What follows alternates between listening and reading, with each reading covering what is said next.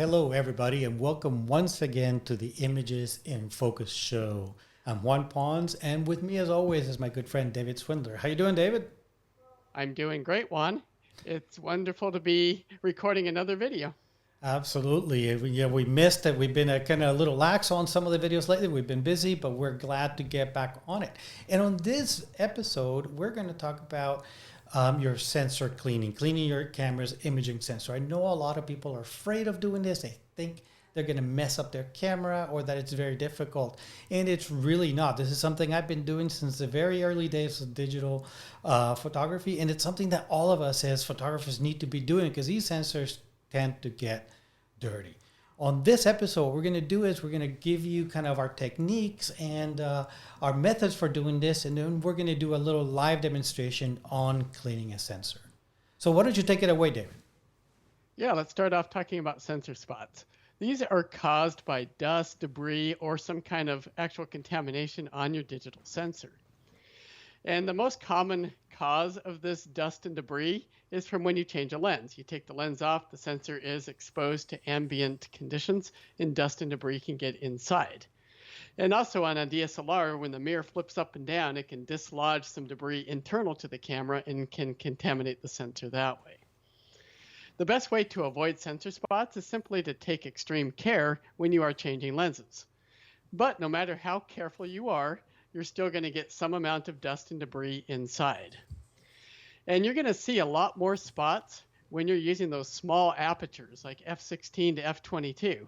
When you're shooting more wide open like f4, f5.6, that sort of thing, you're not going to see nearly as many spots. And the spots are going to be most visible in areas of flat tonal contrast. Those are like places like blue sky or snowy conditions or like the surface of water and that sort of thing. And so to be able to see the sensor spots in your digital file, it's really easy. In Lightroom, all you have to do is come over here and activate the spot removal tool. You can see this red circle right here. And then down in the lower left corner, there's a little checkbox that says visualize spots. You're going to want to go over and check that little checkbox. It's really small. And then to the right of that checkbox is a scale. And the more you slide that to the right, the more sensitive that visualization is going to become. So I like to move that slider almost all the way over to the right just so I can see a little bit better where I might have any sort of spots. Now, obviously, you're not going to be able to see the spots in places where you have lots of detail, but you are going to see spots wherever you have like a blue sky or those open water surfaces. So like in this particular instance, I can see I have several spots up here in my sky, and they're usually going to be like these little hollow circles, as you see here. That's very indicative of a common sensor spot.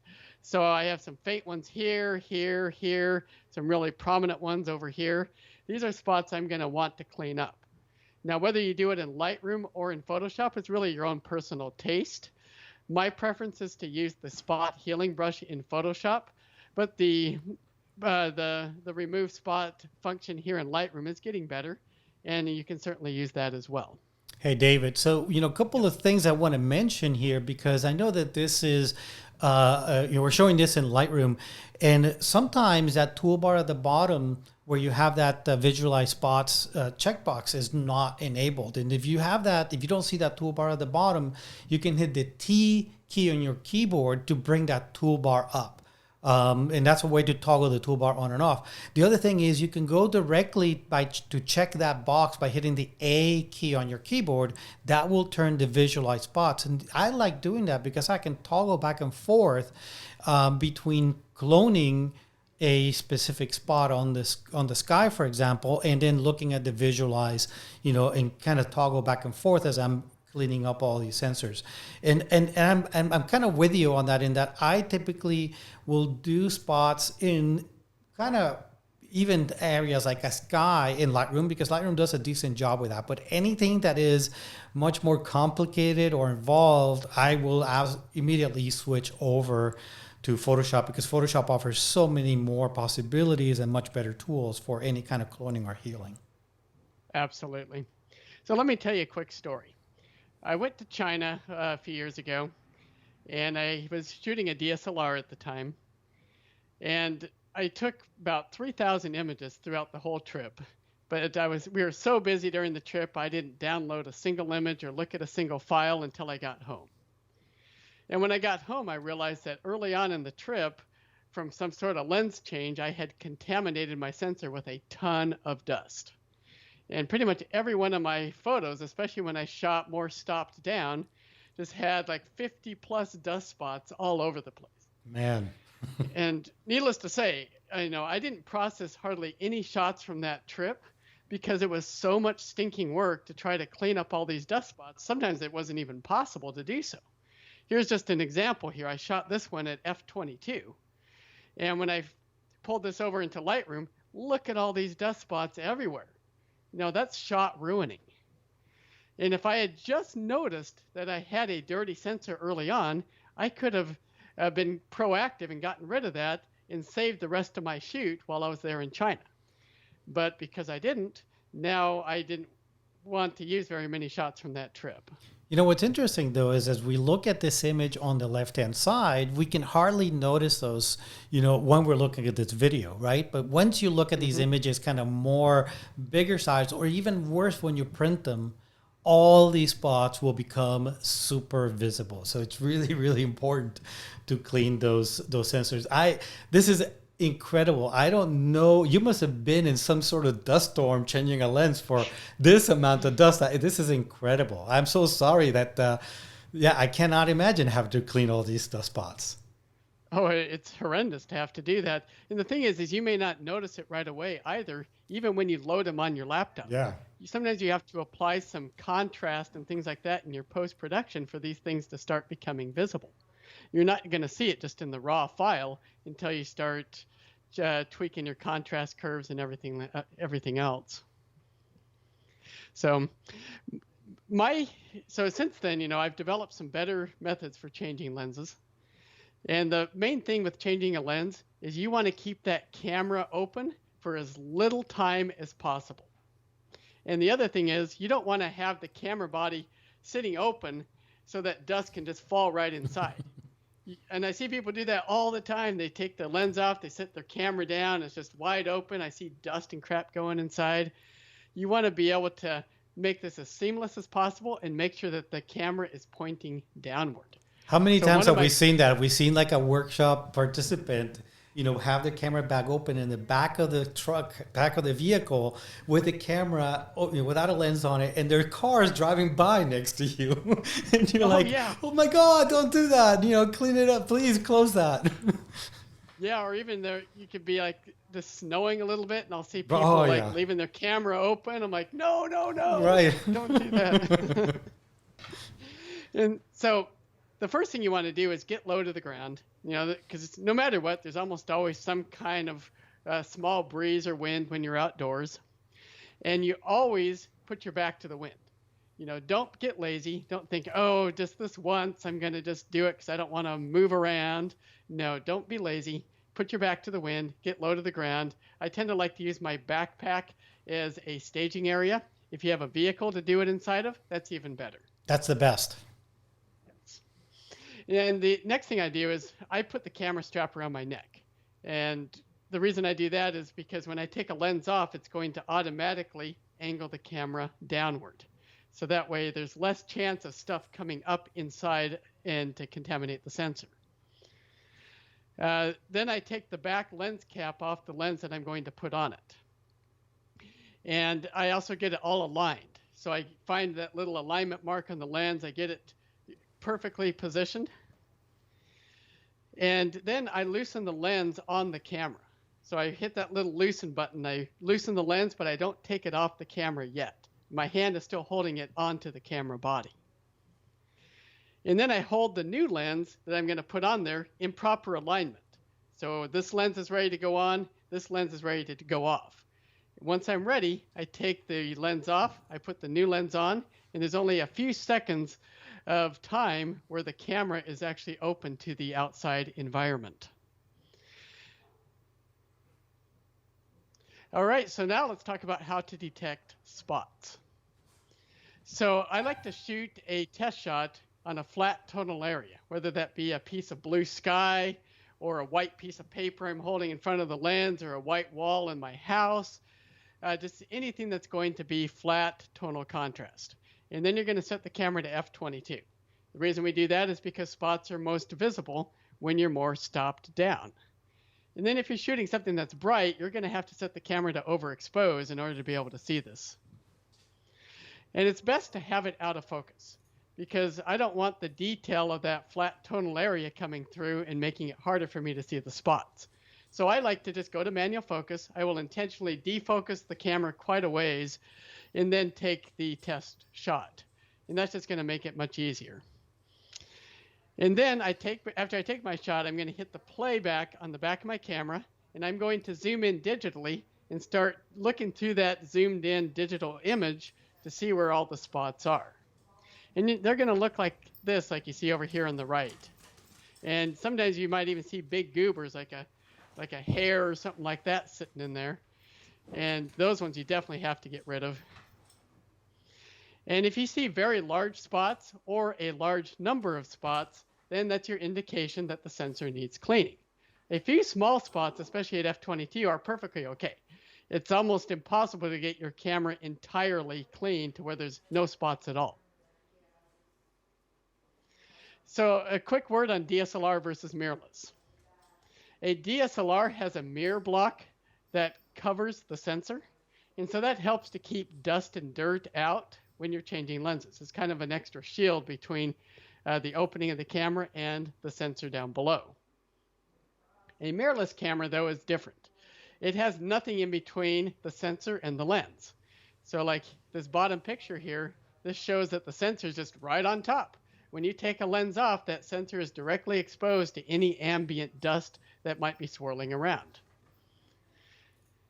But the advantage of the mirrorless is that you can see any sensor spots as you're taking the photo. So if I'm taking the photo through the viewfinder or looking on the back of the screen, if I have a large goober somewhere, I'm going to be able to see that and be able to react more proactively. That was the problem I had in China as I was shooting a DSLR. There's no way for me to actually see those dust spots until I actually looked at a file, put it on the computer, zoomed in, and like, oh crap, my sensor's really dirty. Having said that, David, it's hard sometimes to see those though, right? Because we're looking in this little image on the back of the camera through the viewfinder. So yes, if you have that big spot like against a bright sky, it may be pretty easy to see. But otherwise, you can see them sometimes, but sometimes you don't. So you can't rely on it. It's just something to keep in mind that you'll be able to see them sometimes, but not always. Yes, exactly. And sometimes what I'll do with my mirrorless camera is I'll just point the camera up to that blue sky. I'll put it on f/22, kind of brighten things up, right, and just move the camera around a little bit. Because if you have sensor spots, those spots stay in the same spot as you move. Yeah, you'll be able to see them a lot easier that way. That's a good point, yes. Yeah, exactly.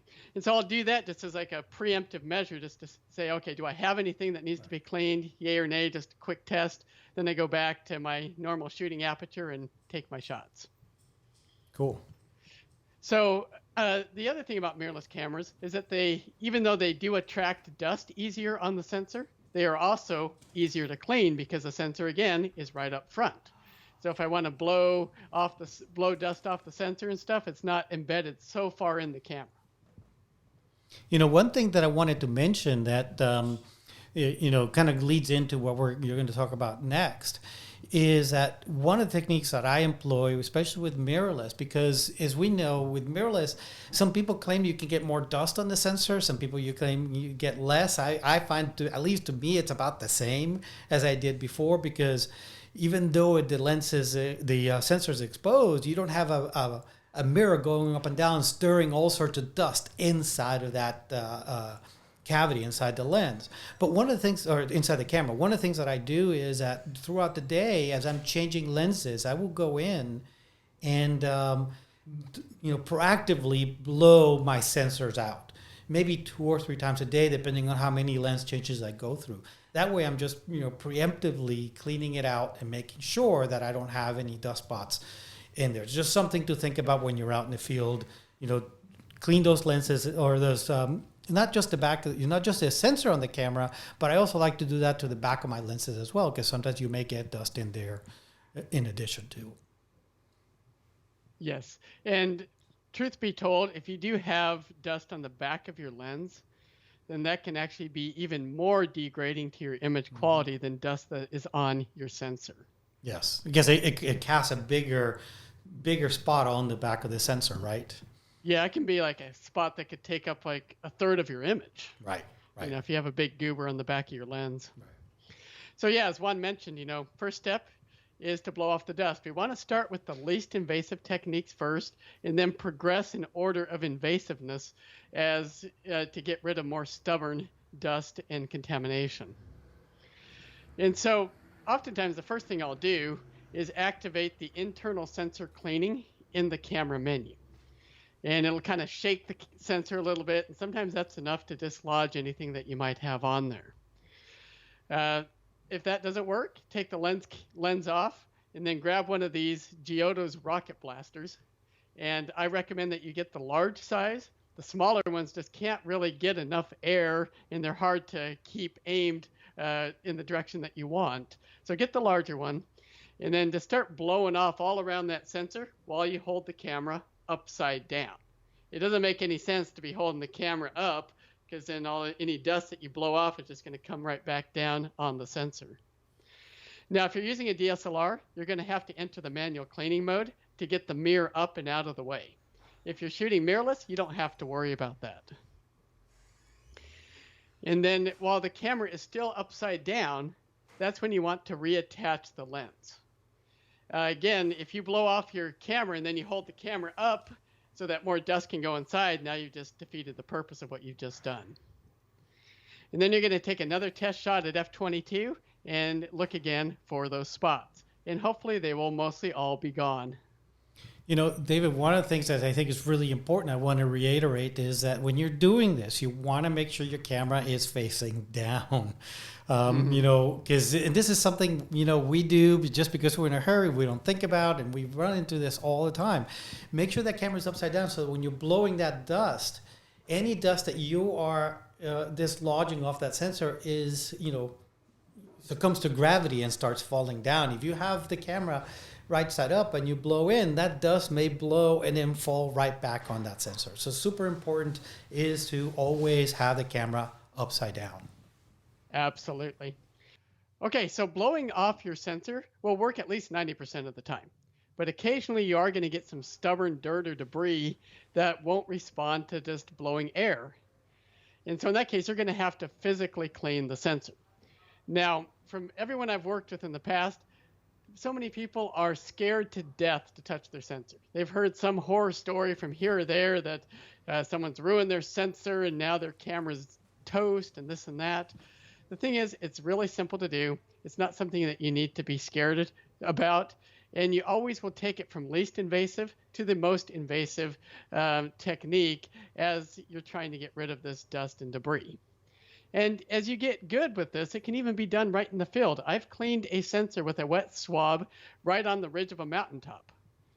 And I always carry extra sensor swabs and cleaning solution in my backpack just in case, because you don't want a contaminated sensor to completely ruin your shoot. These are great. These are great points because, you know, like you, I've run into this issue so many times where people are afraid to do it. They think that somehow, you know, they're going to scratch that sensor or they're touching the sensor directly. You know, just to put people's minds at ease, you're not really touching the sensor directly. There is a piece of glass on top of the sensor, and that's what you're trying to clean itself. You know, but the trick is to go from the least invasive to the most invasive, and stop whenever you've cleaned the dust that you need to get out. You don't need to keep going down the path.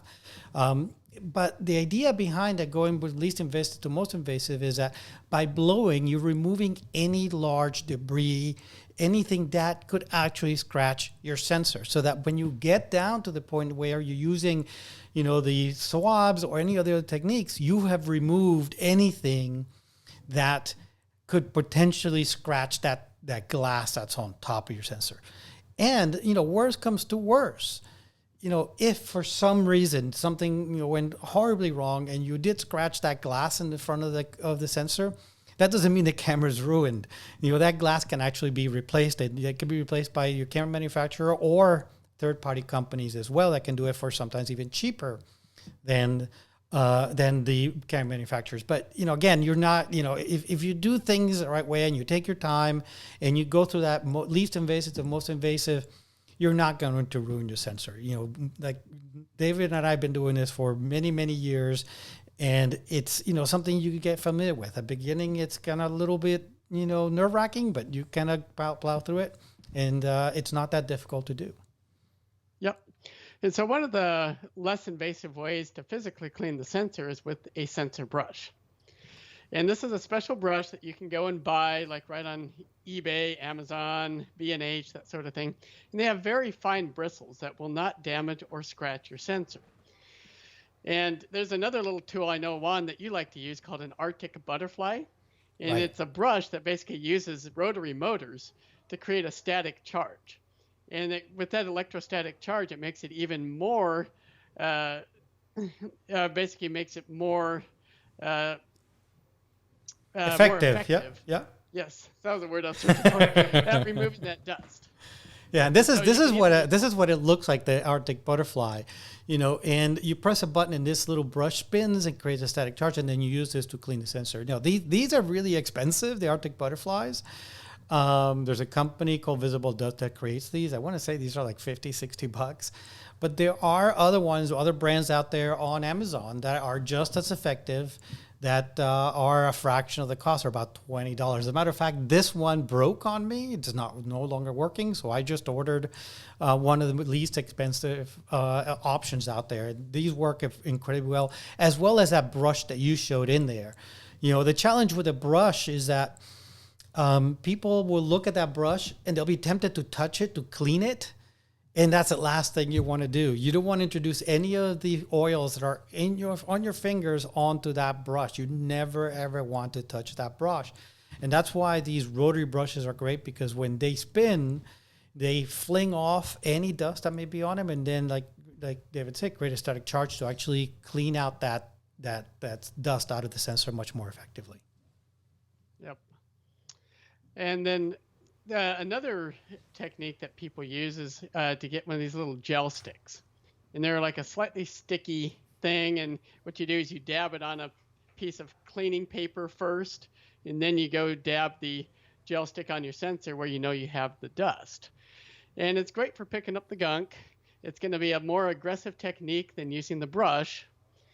And, after you've done that, then you're going to recheck for spots, either by using a loop to kind of look at the sensor, or by taking those test shots that we described previously. But my gut feeling and my past experience with these gel sticks is that they are a little bit more dangerous to use, because I've seen them leave residue on the sensor. And so I have stopped using the gel sticks in deference to just using the brushing technique and then the wet cleaning technique that we're going to discuss later. Juan, has that been your experience as well?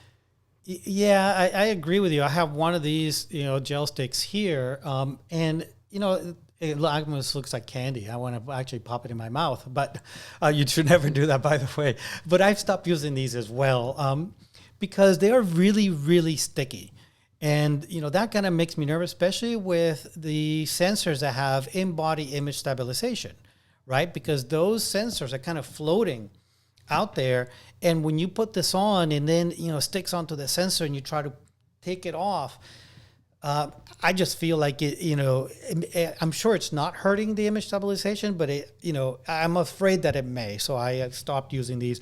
Plus, like you said, I have seen sensors that have left some residue. I've had some residue left on them from using one of these. That hasn't been my personal experience, but I have seen sensors where people claim that they had residues on them. So I'm not using these as well. I go to the tried and true, like we talked about, doing the bulb blower, then using the brush, and then going to the wet method.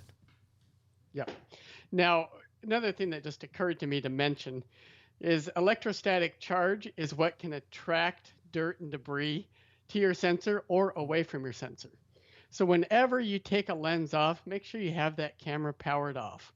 You don't want the sensor powered on, attracting even more dust and debris when you take that lens off. And that's a mistake I see tons of people making. That's a good point. Yep, absolutely. Yeah, we should have mentioned that earlier, but absolutely.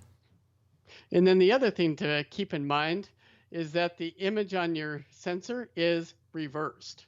So what is on top on your image is actually on the bottom of your sensor. Left versus right as well is also going to be flipped if you're shooting in like vertical mode. And so if you're going to use that gel stick, make sure you're actually going to put the gel stick in the right part of your sensor to remove that contamination. That's a great point, because, especially when you're using a loop, when using a loop is not as big a deal because you're looking down at the sensor. And I think we're going to talk about loops in a second. But, when you are doing that test where you're actually shooting the sky and you see that dust on the upper right-hand side of the image, that means the dust is going to be on the lower left-hand side of your sensor. So keep that in mind. Look for the exact reverse spot where you're seeing in the image where the dust is on the sensor when you're cleaning. Yep. So for a wet clean, you're going to want to buy a cleaning kit, and you're going to get the sensors that are sized to your size of sensor, whether it's a APS-C or crop sensor or a full frame sensor or a micro four thirds or whatever it may be. So just go and buy the sensor cleaning kit. It'll come with a number of these swabs that are in packaging like this, and it'll come with a little thing of camera sensor cleaning solution. The other thing we recommend getting is a little loop that you can put over the opening of your camera and actually see the sensor with magnification and actually be able to visualize exactly what kind of dust and debris you have on there. And just bear in mind that that loop is camera specific, so you want to get the right kind for your camera. The other thing you can use is a headlight. I'll often use that. Just pop a headlight on. That way I can look down inside the camera and see what's on that sensor. I agree. And I want to show you guys real quick the two types of loops that I use. And this is the loop that I use when I'm out in the field. It's a very small, compact, and so it can fit in my bag very nicely. You open it up and it's got a light in it and a magnifying glass. And this is a little tricky because you got to hold it at the right distance from the sensor to be able to look and see the dust that's on it. But something that you can get used to pretty quickly as you use it. This is the one, like I said, because it's nice and flat, fits in my bag. This is the one I take out in the field. But at home, I use a different one that's has a bunch of different lights inside of it, and it's set to the right depth so that I can just basically lay this flat on my camera, and I'm able to see all the dust and see the sensor straight on. And this is also high magnification. So what we'll have is I'll have a link on the show notes, on the comments or the notes for this particular video, where you can see all these different accessories and all these different supplies where you can buy them. We'll have links in there to Amazon or B&H or whatnot. So make sure to look in the notes or the comment section of this video for links to that. All right. So I'm going to go over the steps for a wet clean, just so that you can get a broad outline of how this works. And then Juan is going to immediately jump into the live demonstration. So first of all, put the camera in manual cleaning mode. In mirrorless users, you also have to do this even though you don't have a mirror in front, because you have to lock that sensor in place. A lot of these mirrorless cameras use what is called backside illumination technology, and that means the sensor is actually kind of floating. So if you didn't lock that down before you start this, if you were to push on the sensor, it would actually move on you. So you have to have it all locked before you start this process. And then you're going to thoroughly blow off the sensor with that blower. Hold the camera upside down, blow everything off. You don't want anything on there that might potentially scratch it. And it's best to do this in an area with little amounts of dust in the air. And if I'm at home or something, I don't want like the heater going and all this stuff coming through the vents and blowing more dust into the room, or the AC on or anything like that. I'll go and turn that stuff off. And then I'm going to take one of those sensor swabs. I'm going to open a brand new one, and I'm going to apply a very small amount of cleaner just along the edge of the tip. And you don't want to douse that thing in cleaner, or else you're going to have so much extra cleaner on there that when it evaporates, it can leave some extra residues. So just a very small amount. And then you're going to hold down with that sensor swab with enough force that there's a slight bend in the handle. I'm going to start on the left side, and then I'm going to pass all the way across to the right side of the sensor. When I get to the right side, I'm going to reverse direction and then swipe it back to the left. And again, yeah, I think it's important right there when you're moving from left to right and right to left, you're going to use the opposite side of that swab, right? So you're not going to flip the swab, so you're using the same side you used before, but you're using the opposite side, the clean side of that swab. Exactly. And then I'm going to be very careful when I lift it back out of there not to introduce any more dust, to fall into the camera from the sides or anything like that. And then I'm going to use the loop to see if the dust or the contamination is now gone. Now, one of the things important... Oh, sorry, go ahead. Finish off and I'll want to mention something. Okay. Yeah, and if it's not, then I'll often do another pass even with that same swab. You can also open up a new swab too if you're concerned that you might have some contamination on the sensor or the swab you just used. Yeah, actually, that was a great segue because I did want to talk about the swabs. The swabs are swabs are one-time use, right? Meaning that you could use them right then immediately to do another pass. But once you do that, that swab should be thrown out. You don't want to save that swab. You don't want to put it back in the little sleeve or anything and use it a week later or the next day or something like that. They're one-time use. When we mean by one-time use during that cleaning method. I may use a swab, maybe, do 2 passes, maybe 3 passes, but typically not more than 2. And then if I need to do any further cleaning, I will then open up a new swab and do that. And nowadays, these swabs that you can get, I get them in like a pack of a dozen of them. They're pretty inexpensive. So that they used to be really expensive, but nowadays there's so many vendors out there making them that they're pretty inexpensive. So I would not hesitate to use a new swab if you need to do some further cleaning down the line. Yep. All right, well, let's jump into the live demonstration. Sounds great. Okay, let's take a look at the hands-on demo on how to clean your sensor. As we said, we start with the least invasive process. And what that least invasive process is to use a bulb blower. I like to use this kind of bulb blower. This is a jeweler's type bulb blower because it's compact and it's quite powerful. So we're going to take off our lens cap or lens if we have one on. We want to make sure that our camera is upside down. We're going to blow air in there nice and hard, trying to capture all the corners and crevices of that sensor area and try to get all that dust off. Once we do that, the next thing I would probably do is inspect. And I'm going to use a loop to inspect my sensor to see what is going on here. And hopefully you guys can see this on the video as well, what I'm looking for. I'm looking for any kind of debris or anything like that. And my sensor looks pretty clean, but in the case that it didn't look clean and I wanted to go a little step further, my next step would be to use a sensor brush. This one in particular is from Visible Dust. This is called the Arctic Butterfly. And like I mentioned before, mine is broken, so it doesn't spin anymore. I've ordered a new one. But the idea is that this sensor brush will spin around very fast when you press a button on the side so that it expels any dust that may have accumulated on the brush itself. It also builds up a slight static charge that allows the sensor to more effectively pick up dust that may be adhering to the sensor.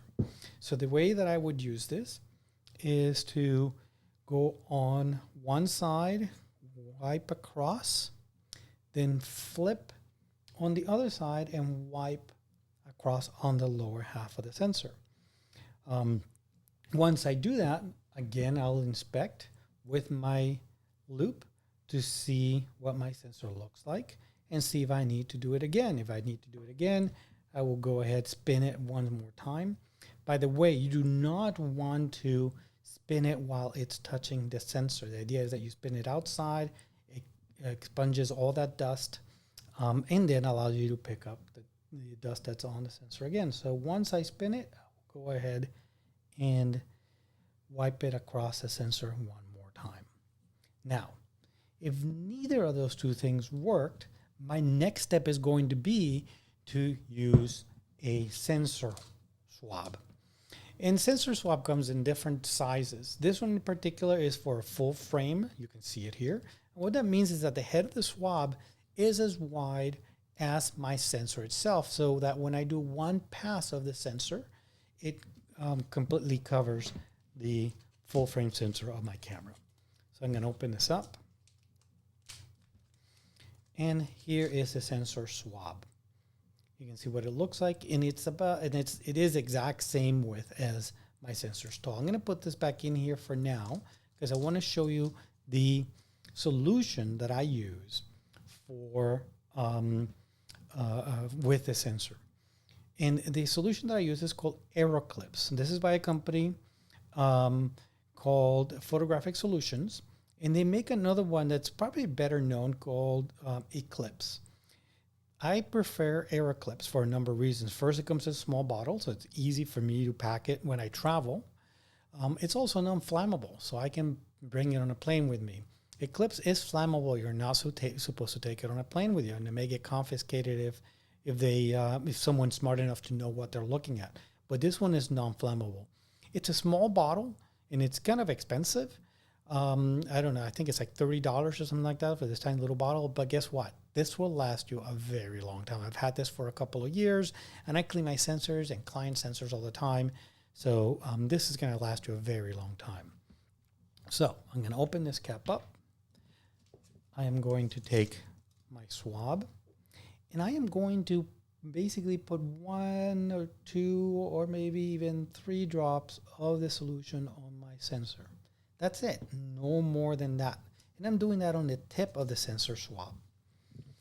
Now I'm going to take my camera, and I am going to wipe with the sensor in one motion while applying a little bit of pressure across the sensor. Once I reach that one side, I'll go using the other side of the sensor and swipe going in the opposite direction. Again, I will take a look at my sensor with my loupe to see if there's anything stuck in there. If I need to, I may go ahead and do another pass with the sensor swab. Now, one of the things that you're supposed to do is put the camera in cleaning mode so that it does lock that sensor into place on mirrorless cameras, or when you're shooting with DSLRs, so the mirror is out of the way and your sensor is exposed. So you've got to make sure you do that. Turn the camera, put the camera in sensor cleaning mode. And then these swabs are disposable. Once you use it, you can swipe it once or twice, but after that, they should be thrown away. You don't want to keep this around and use it, a day, a week, a month later. They're really inexpensive, and you just want to do that once. Or really just use them once. So now I'm going to take a look again, and my sensor looks absolutely pristine. And this is the advantage of having these loupes, that you can actually see what the fruits of your labor have been in cleaning those sensors. As you can see, this is not a scary process. It's a fairly simple process, and as long as you know what you're doing and you follow these instructions, you'll be all set. Hope that this allows you to much more confidently clean your sensors. Well, folks, we hope that you found this content useful in helping keep your camera sensor a bit cleaner. And if you did enjoy this video, make sure you hit like and subscribe to us on YouTube with the Images in Focus channel. And join us on Facebook. We have an Images in Focus Facebook group where you can interact with the community and ask any questions that you might have. Make sure you share this video with your friends, and we hope to see you on our next episode of Images in Focus. Thanks again. Thank you, folks. Take care.